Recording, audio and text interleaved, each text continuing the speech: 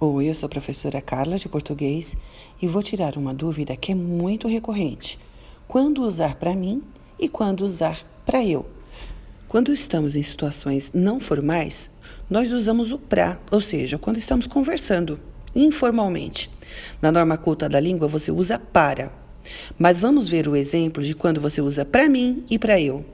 Repare no exemplo. Isso é para mim? Aqui, o mim funciona como um objeto. Agora, isso é para eu estudar? Repare que aqui funciona como o sujeito da oração. Ou seja, depois do eu vem um verbo. Então você tem que usar o eu e não o mim. Para mim, para eu. Isso é para mim? Isso é para eu estudar? Tem uma ação, então você não usa para mim. Você usa para eu estudar, comer, comprar, fazer. Você sabe o que são notações léxicas? Oi, eu sou a professora Carla de português e estou falando dos acentos diferenciais nas palavras. Por exemplo, o acento agudo é utilizado nas vogais A, I, U e nas vogais abertas. O acento agudo é utilizado em palavras como pátio, fácil, raízes, saúde, música, café, hélice, tórax. O acento circunflexo é utilizado nas vogais tônicas fechadas e O. E no A, seguido de M ou N. Por exemplo, pêssego, você, cômodo, vovô. Diferente de vovó, que leva acento agudo. O acento grave ele é utilizado para indicar a crase, que é a fusão de dois As. Por exemplo, vou à feira, o homem fez referência àquele caso. Se você gostou, curta, comente, compartilhe, siga. Faça sua inscrição. Alguns alunos perdem pontos significativos porque não conhecem ou não estudaram suficientemente a regência de nomes. Oi, eu sou a professora Carla de português e vou te dar uma dica sobre complementos que são preposições de nomes obrigatórios. Por exemplo, você diz que algo é acessível a, agradável a, você está alheio a, comum a.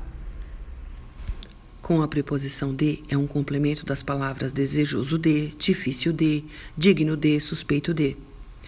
Aqui a gente tem a preposição com. Você vai usar com as palavras acostumado, relacionado, afável, compatível.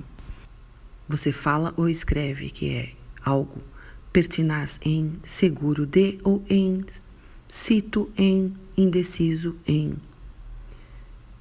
A palavra seguro de ou seguro em, ambas estão corretas.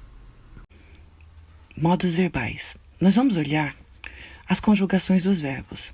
Nos modos verbais, no presente do indicativo, você tem um falante, um ouvinte, de quem se fala e a quem se fala.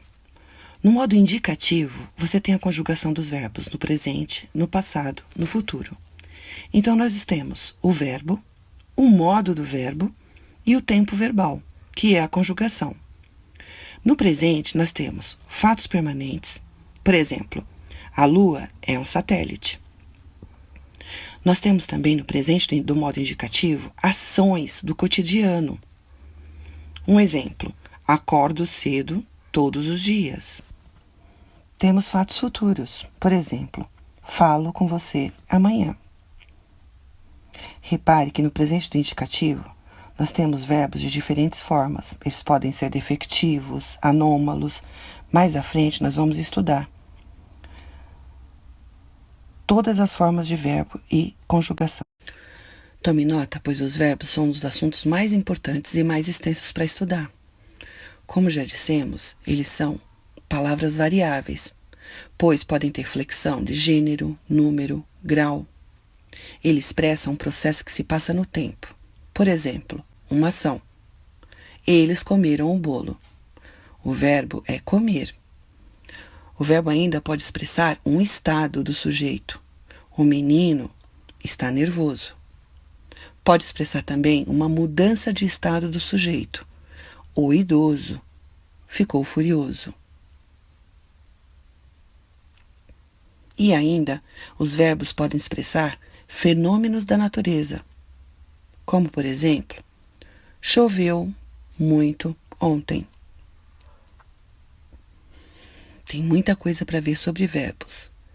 E a gente vai ver lá na frente a flexão de tempos, modos, número, porque eles podem expressar também a existência. Por exemplo, havia 2 meninos no galpão. Desejo, quero ser aprovado no vestibular. Aí, no caso, o verbo é o quero. E o ser. Oi, eu sou a professora